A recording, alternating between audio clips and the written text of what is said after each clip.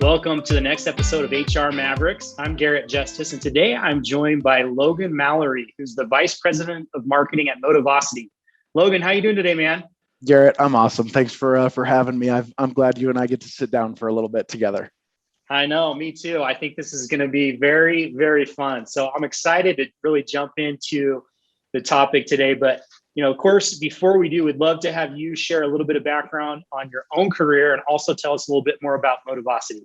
Yeah, happy to. Appreciate that chance. I'm currently running marketing for Motivosity, and it is so far a highlight of my career. We're having a lot of fun here.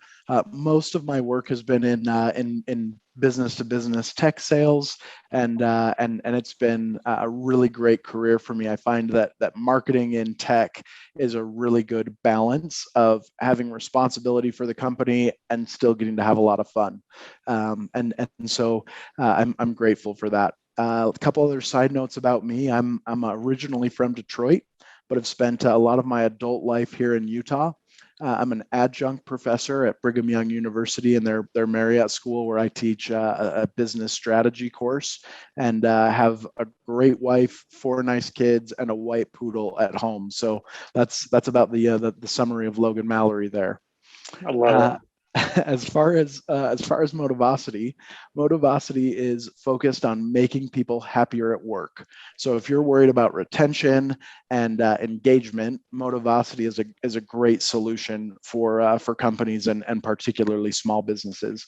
We do that through peer-to-peer recognition and kind of democratizing appreciation and recognition throughout offices.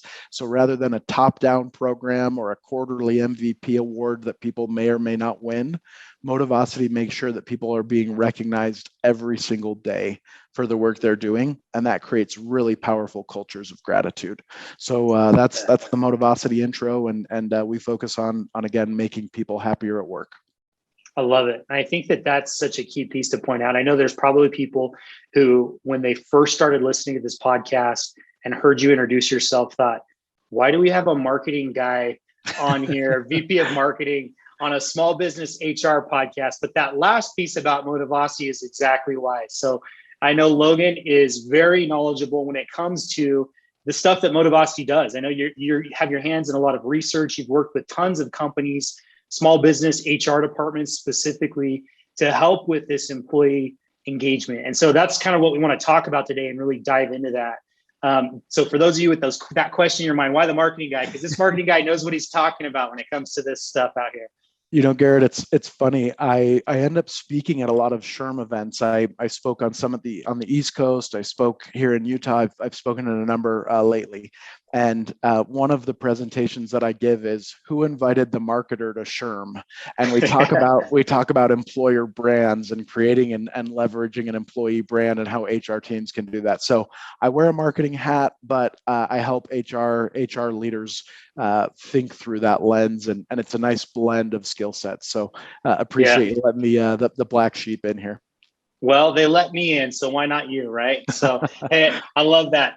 We're going to have you back maybe for a future episode to go through that employer branding topic. But today, as you and I talked about, what do we discuss today? You kind of proposed this idea of employee engagement. And specifically, what does employee engagement look like in 2022, the year that we're all planning for right now as we get prepared to kind of go into this next year? What does it look like? What should it look like, especially for small and medium-sized growing businesses?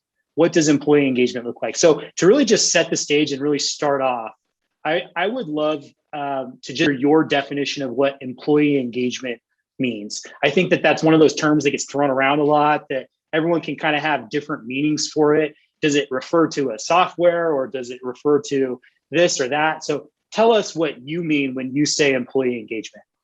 When I think about employee engagement, I think there's a blend of two things. One, it's how happy and connected do your team members feel to the organization, right? And think about the Monday or the Sunday night sentiment. Do they go to bed on Sunday night terrified or frustrated that they've got to wake up and go to work? Or do they go to bed and they're excited because they get to go back to work? So I think the first part is very emotional. The second part is a little bit more quantifiable. It's how much work are they doing and how successful are they in that work, and are they producing the right results.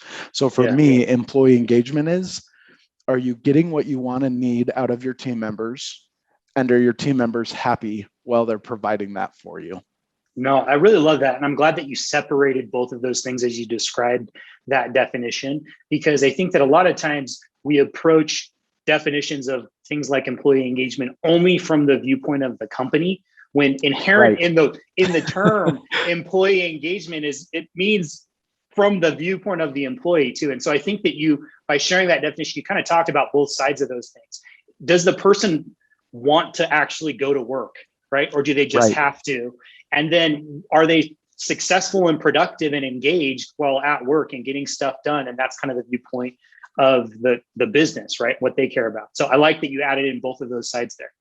I read this article the other day, and I won't throw anybody under the bus, but it was from a academic institution that everyone listening to this podcast would know, and it was about employee engagement. And in the article, they kept saying the subordinates, and I was like, we're missing it. Like, if we're talking about employee engagement and talking about subordinates at the same time, like, we're missing the boat here. Exactly. Oh man, that's great. No, I think that's absolutely right. And so, employee engagement, there's two sides. There's that value for the business, there's that value for the employee, and making sure that you can meet both of those needs is kind of key. So as we talk about that today, I invite everyone to just kind of keep that in mind.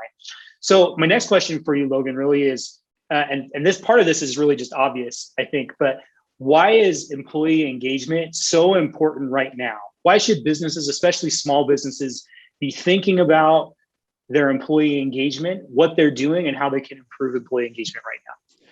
Yeah, what's really interesting, there's the statistic we all know is that basically a third of your team members are actually engaged at work, right? Yeah. The terrifying stat that most people don't know is that employee engagement numbers haven't shifted in over a decade. We've basically been stuck at 30% engagement for 10 years, right? So the ping pong table, the snacks, like, none of that moved the needle. But people didn't have as many options as they do in 2021 and 2022, right? Like, I Yeah. literally drove past a bank the other day. It was a local bank. They're paying $17 an hour for a teller, right? All of a sudden, because of employee shortages, employees have options that they've never had. And they're going to make choices about where they want to be. And if they're not engaged, if they don't feel happy about the work they're doing, they're going to be able to choose something else. And so employers have a couple options. One, you could pay ridiculous salaries to try to balance that out. Two, you can lose your talent. Or three, you can take the steps to make people happy and like see them as humans and people, not subordinates, like that academic Yeah. article said, right? So I think the options people have today are much wider than they were even 6 months ago or 18 months ago. And the businesses that focus on helping their team members develop and grow and succeed will be the best employers out there. Yeah. So ultimately, it comes down to hiring and retaining the best workers, the best employees for your business. And we all know the amazing benefits when you can have a team full of just A+ star players on your team. Yeah. One of the things I really love about what you said is, I know I bring this up on so many episodes, but it's just so relevant, I think, to so many of these conversations, is I love the analogy of Maslow's hierarchy of needs, the classic pyramid applied to a workplace. Because so often when you think about Maslow's hierarchy of needs, the bottom tier of that pyramid is really, the physical needs that a person has. And when you apply that to an employee in a business workplace, if they don't have adequate pay to meet their needs, if they don't have a safe work environment where they physically or mentally or emotionally feel safe, if they don't have the tools to actually just get the work done that you hired them to do, then the ping pong tables and the perks and everything else that are higher up on that pyramid just really don't matter. So I love that as you talked about this, you talked about a holistic approach, right? And when you have a really good holistic approach where you can engage employees and manage them through kind of their life cycle with your business and treat them like people and humans, that's where it really comes into play. It's not just about the perks and the ping pong tables, but it's a more holistic approach to employee engagement, right? Yeah, and I think those are the easy answers. They're the obvious answers, right? Like, Yeah. oh, that looks cool. You'll see that when you walk through our building, and you'll know we're a cool place to be. We did a survey. Motivosity did a survey. It was a couple months back, but we surveyed 2,000 people. And what was really interesting is that it was basically 68% of people said that their mental health would improve if they were recognized and appreciated more often, right? So I think the lesson there is that we try to do all these things, we try to have all these, perks. Really, people just want to be appreciated and recognized. Yeah. That's great. It's so simple, like when it really comes down to it, right? So I love that. So I guess the next question I have for you really then is how do employers really start to create a culture that leads to engaged employees with high employee satisfaction? I think there is, if you studied change management or spent much time like looking into that, really the biggest factor is your managers, right? Is the people leaders. And they are the ones through which everything you try to do, they're the glass or the lens that everything has to travel through. And so, like, you might have an unlimited PTO policy, and I know a lot of our audience is SMBs, so maybe that's not the best example, but you might have a PTO policy. But if the manager makes the team member feel bad every time they ask for time off, then that bad manager is the lens through which team members see your company. And so I think that really understanding the impact your people leaders have on everyone else is so crucial, and it's such an important part of culture and employee engagement. And so what I'm not saying is fire all your bad managers. What I am saying is there might be some people who shouldn't be on the team. And there might be some people who just need a little bit of a push in the right direction. And there might be some people who need some like more one-on-one coaching, and understanding what your managers need to be the best people leaders they can is a huge lever to be able to pull. I love that answer, because I think that so often it's a hard gap as companies start to grow to go from really small business where you just have an owner and some employees to then starting to add in that first layer of managers, people managers there. And then you start adding in more layers there. And it becomes difficult, I think, to really think about that level of manager support and how crucial and key that is to so many other aspects of your business. And I think that you hit the nail on the head that by focusing on that level of managers and giving them the right support and time and training and everything that they need to help them be better managers and help their people be successful, you can improve so much of your business. And a lot of times we jump straight to what are the big macro things we can do for the whole company, right, instead of thinking through that manager or more one-to-one level. I have this story that I tell a lot. So again, Motivosity is all about peer-to-peer recognition. And I was in a one-on-one with our CEO a couple of months back, and I got out of the one-on-one and I got back to my desk, and I had an appreciation on my computer, like it had come through the Motivosity app. And it was a picture of a movie trailer.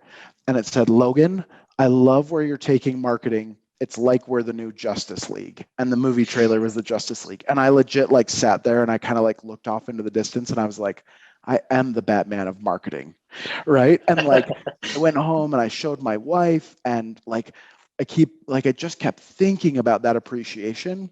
Yeah. It wouldn't have mattered what a company-wide policy was in that moment. What mattered is that my boss saw something I was doing successful, took a moment to like recognize me, make me feel good. And that changed my, not that I wasn't engaged previously, but it like took me to a new level because my manager had simply taken a few moments to like encourage and coach and pump me up. And that made a world of impact. I love that example because it's so simple, but man, it has such an impact when you experience that, I'm sure. So tell us a little bit more about that. Like, I just want to build on that a little bit more. So we've kind of identified, that manager level especially is one of the ways that focusing on that level is one of the ways you can help improve employee engagement. But what other tools or resources can employers really tap into to drive more employee engagement? I think one of the really important answers is, how can you keep people connected, right? Because people don't want to work, most of us don't want to work in a silo or in a box. Like we don't want to sit in our cubicle all day or in our basement office now and do the same thing over and over, right? We excel, we're meant to be connected. And so for a while we sat in a pandemic and people did virtual happy hours, but it ends up like you can't do a virtual happy hour every night, and it gets old, and like people want to get off of video. So what can you do to keep people connected on a day-to-day basis? One of the things that we do is, we share highlights consistently, and we've got kind of a common format. And even today, we've had 3 or 4 highlights go around the office. So the people in Hungary are seeing it, the people in Indiana are seeing it, the Utah office, like the people in the office are seeing it, and really sharing like our wins and our successes and the things we're excited about on individual, department, and company levels keeps us connected. And so we get to see how other people are winning. And what's really nice about that is it happens even if we're not in the same room. And that's a part of our culture that I think sets us apart from others. Yeah, I think that is, you hit the nail on the head on that one too, because I think that, every business is facing that challenge today. We talk about with the pandemic and so many people working remotely, but you think about a lot of those local businesses that have frontline workers, the restaurants, the home services, if they don't have people that are working from home, they still have people that aren't necessarily in an office. And so they're one step removed from the in-office type culture. So how do you, communicate in a way that pulls everyone in? I think it's interesting that so much of it's kind of ironic that they got the 2 marketing guys on the podcast today talking about this, right? Because so much of HR is taking on a lot more of those, aspects of communication and marketing across a company-wide level. And in many aspects, HR is really helping to facilitate the internal marketing or internal communication among employees, which can be so powerful, right? Yeah, I think, and here's what's cool. You might be a deskless worker, but nobody in the world is a phoneless worker these days, right? Like you might not be at a desk and you might not be sitting in an office all the time, but everyone has their phone, and that's how they're connecting with people anyway, right? They're connecting with their family over FaceTime. They're connecting with their friends over Instagram. Like deskless or not, text and phone and app is how people are connecting. And so you can leverage that sentiment for your deskless workers or people who aren't at an office. A lot of companies will have an intranet, which is more formal. And Garrett, I don't want to like over pitch Motivosity, but that's part of what our app is, right? Our app allows people to connect and appreciate people from an app without having to be at a desk. And it's a nice way to do that. Again, there's a million ways that a phone can connect those people. I also just think like that helping people recognize the impact they had day to day, and when they're on the line cooking the food, or when they're driving the truck, a thank you goes a long way. And you don't need anything to say thank you except the words thank you, right? Yeah. And my boss used the the Justice League, and that was great. But for anybody to be told they're doing a good job or they did something successful that day is a win. Yeah, I think that's such a great point. And we don't have to overcomplicate it. Sometimes just comes down to say thank you more often and encourage everyone else to do the same thing, right? That attitude of gratitude, instill that in your culture. So one other question I had on this is just, how does this vary in terms of like the tools and the resources to help improve employee engagement? How does it vary by small businesses versus large businesses? Are there things that are different, or, at the end of the day, are the principles still really the same? I think the principles are really the same, except that in a small business, there's not as many people focused on it, right? In a big company, you might have a massive HR team, or a committee that's thinking about values, or, a branding team that's pushing that message out. In a small company, it's the leaders. right? It is the CEO slash founder slash president slash HR leader, right? And so instead of having a small army of people to help think about this, small businesses have the burden of thinking about it for the organization, and there's not really anybody else to turn to. And so what I would recommend is those leaders can't do everything. You can't run payroll, you can't worry about the schedule, you can't hire, you can't do it all. But you can find tools or resources that reduce the burden of that. Like clearly that's part of Eddie's success and is reducing some of that burden. Motivosity does some of that.